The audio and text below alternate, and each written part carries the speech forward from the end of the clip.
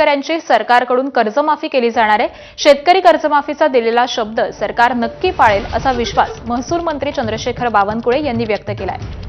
Form house धारक किंवा धनदांडग्या शेतकऱ्यांचा विचार न करता वर्षानुवर्ष शेतामध्ये राबणाऱ्या गरीब शेतकऱ्यांसाठीच कर्जमाफीचा निर्णय घेतला जाईल असं त्यांनी स्पष्ट केलेलं आहे। ते धाराशिव जिल्ह्यातील येणेगूर इथल्या प्रचार सभेमध्ये बोलत होते। गाड़ी घोड़ा बंगला मजदूरी कार है, फार्म हाउस है, मोठे मोठे घर बांधलेले आहेत, धनदांडगे शेतकरी आहेत, त्यांच्याबद्दल आम्ही विचार केला नाही। पण जो गरीब शेतकरी मध्यमवर्गीय शेतकरी आहे, 40 वर्ष शेतामध्ये राबराब मेहनत करतो आहे, पण त्याचं कर्ज कमी होत नाही, कर्जावर व्याज, व्याजावर पुनर्व्याज, व्याज एवढं चाललंय की शेतकरी आत्महत्येचा विचार करतो आहे। शेतकऱ्याला आत्महत्या जाऊ द्यायचं नाही आणि म्हणून मध्यमवर्गीय गरीब शेतकऱ्यांचं कर्ज माफ करण्याचा निर्णय आपलं सरकार करणार आहे।